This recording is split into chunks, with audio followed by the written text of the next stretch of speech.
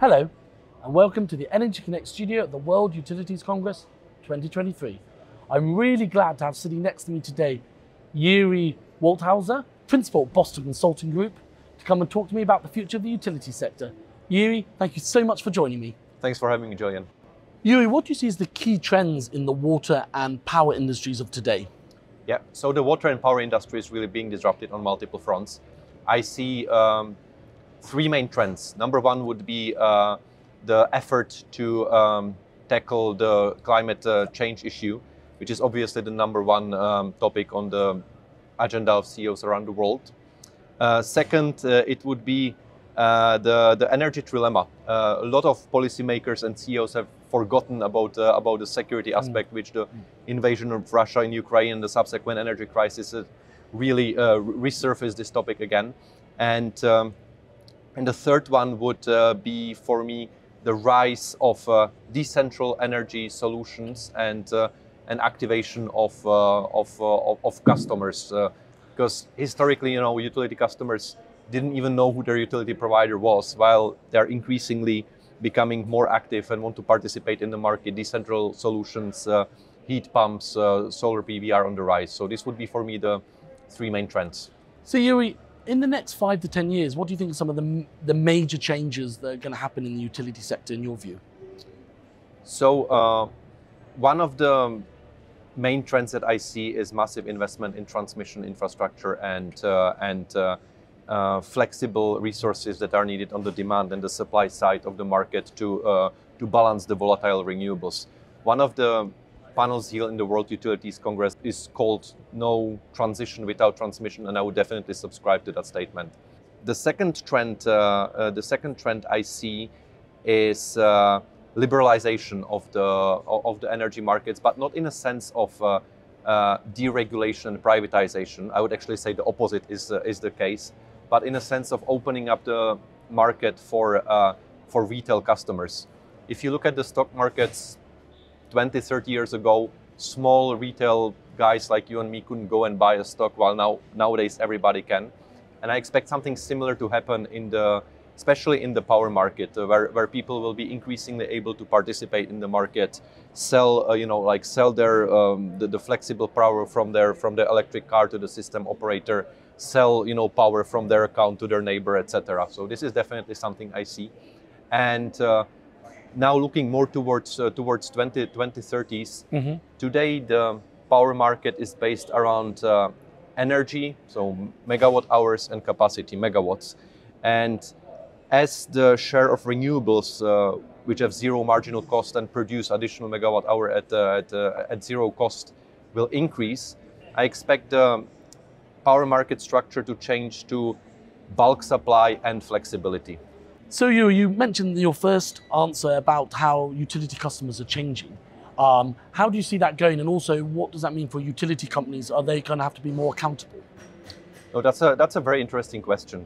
So, as you probably know, or as anybody who has just bought an apartment or moved into an apartment knows, buying power, water, or district cooling is not as simple as straightforward as one-click shopping on Amazon or buying sushi on Deliveroo. Even though utilities around the world are trying to improve customer experience, few have actually found the recipe to deliver satisfying, end-to-end, fully digitized customer journeys. So one element that is not changing is that utilities need to further focus on the core customer journeys and deliver customer experience. On the other hand, many things are changing. The customers are becoming more informed, more demanding, more aware of the impact of their utility consumption on our planet.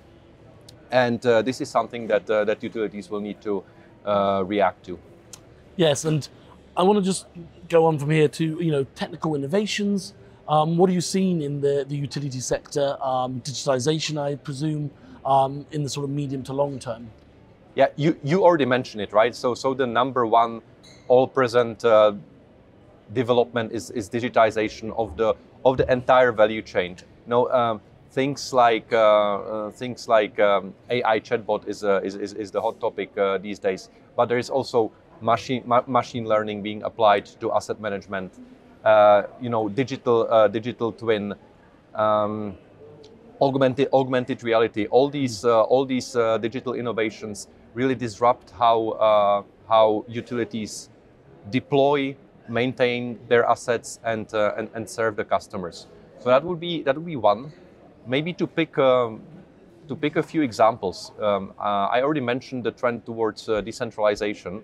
So one technological innovation that I see both on the software and hardware side would be solutions that enable to aggregate the decentral energy resources, make them visible to system operators, and ultimately make them controllable by system operators. This is definitely a big gap that I see today.